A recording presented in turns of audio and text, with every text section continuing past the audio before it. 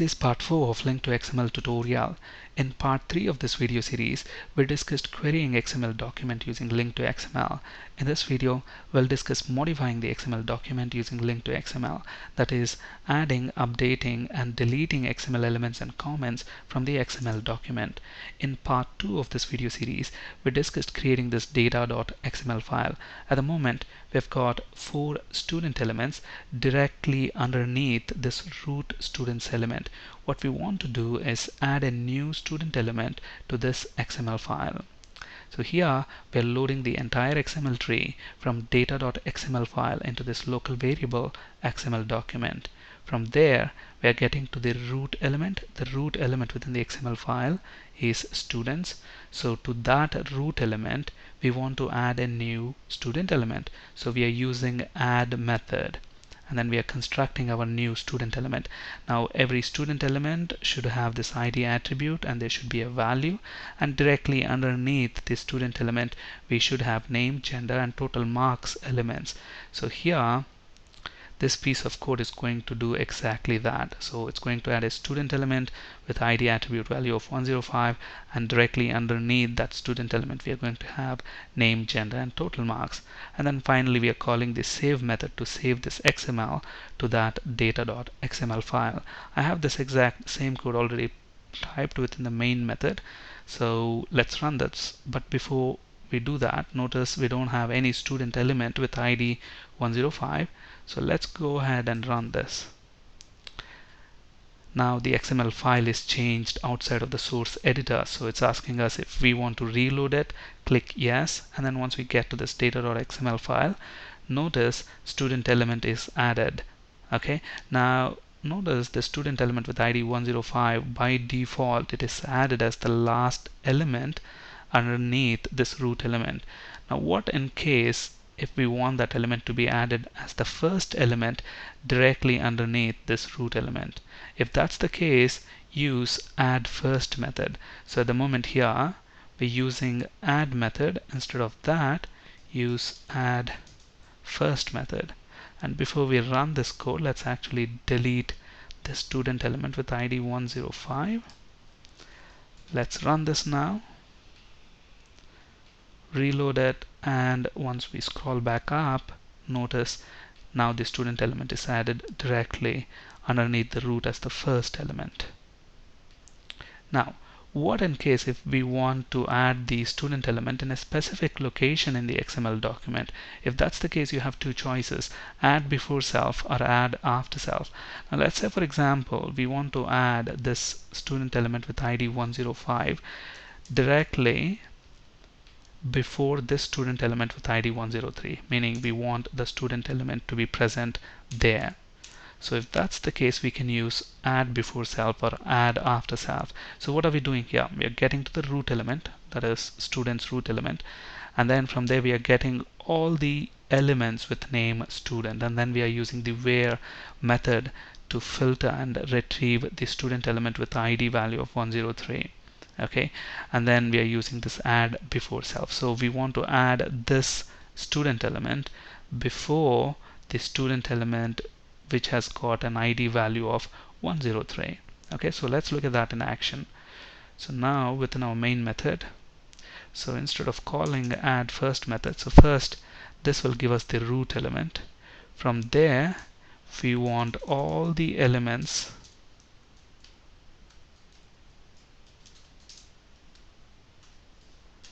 with name student, and we are going to filter.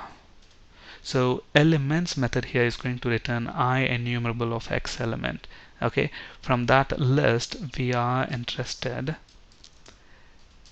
in the student element which has got this ID attribute, and the value of that must be equal to 103. Now you may be wondering, why are we using double quotes to compare an integer? That's because if you look at this value method, it returns the attribute value as a string. So we are comparing the value that this method returns against a string. If you want to treat that as an integer, simply typecast it as an integer. Okay, now we are going to get the first or default. So this is going to make sure to give one X element, and just before this XML element we want to add this new student XML element. So for that I'm going to use add before self. Okay, so let's go ahead and run this. So at the moment we don't have student element with ID 105. So now when we run this, that student element should be added just before the student element with ID 103. Now if we want this after this student element, then use add after self. Now at the moment, notice this XML is nicely formatted with line breaks, new line characters, white spaces. Okay, so it looks very good. Now let's say for example we are sending this XML over network. Okay, now when we are sending this over network, we don't want that formatting, that new line characters, carriage returns, and white spaces. If that's the case, you can disable formatting. So to disable formatting, you can specify save options. So when we are saving this XML, you can specify the save options dot disable formatting. Now let's run this. So we want to reload it, and notice that when we get to the XML, it's the entire XML is present in a single line. There's no formatting there. Alright, so let's actually format this properly by pressing Ctrl K and D simultaneously. And at the moment we have student element with ID 105 two times. That's because we have run that code 2 times. So let's get rid of one of them, and let's remove the save options as well. Okay. Now let's see how to update XML elements in the XML document. Okay, now this piece of code here is changing the total marks value of the student who has got an ID value of 106 to 999. Now let's say for example we want to change the total marks of the student to 999. If that's the case, so we are going to get the student element, okay, which has got an ID value of 106, and from there what we can do is set element value function. Now here we have to specify the name of the element. So now if you look at this XML that we have, underneath student element we also have this total marks elements. So we are getting to the student element which has got ID or value of 106, and then we are saying set the element value, that is set the element total marks value to 999. Okay, so at the moment it's 980 for 105, so we are saying for 105 set total marks to 999. So look at that, it changes it to 999. Now you can either do it this way or you can do it this way. So what's the difference between these two? So here from the student element we are saying set this element value to 999. Here what we are doing is retrieving that student element, and then we are selecting again the total marks element and then using set value function instead of set element value function. So in either case it's going to do the same thing, set total marks for the student with this ID to 999. Now how to update an XML comment in the XML document? That's very straightforward. So we call the nodes method, and then we are interested in nodes of type xComment, and then we are getting the first comment and changing its value to comment updated. So see here we have XML document dot nodes. That's going to give us all the XML nodes, but here we are interested in nodes of type xComment, and we want just the first comment, and then we want to set the value of that one to something like updated comment.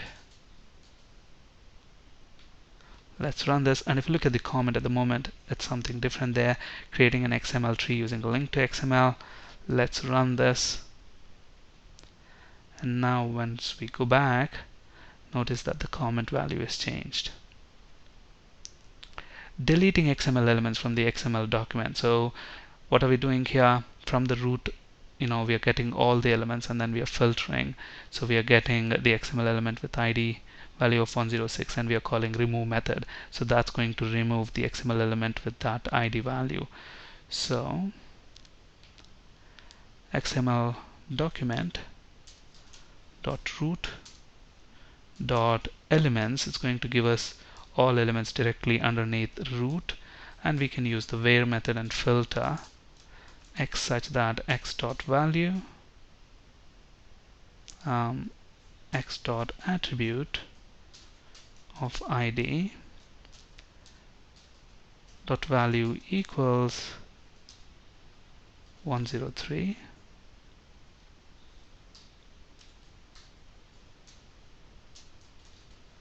first or default, and then we want to remove that.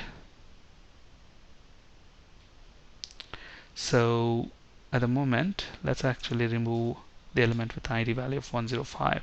So we have the element with ID value of 105. So once we run this, and let's reload it, let's go to data.xml, notice that 105 element is removed. Okay, and if you want to remove all the elements directly underneath the root element, call elements and then the remove method. So here we are filtering the element that we want to remove. Here we are removing all the elements that are underneath the root element. So if we remove this piece of code,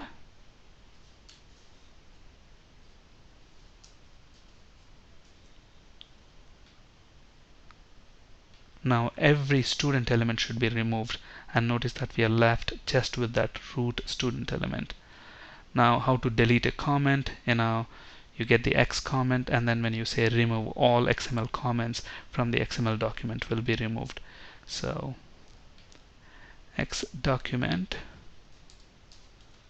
dot nodes dot of type X comment dot remove, and once we go to the XML file, notice that the comment is removed. That's it. Thank you for listening. Have a great day.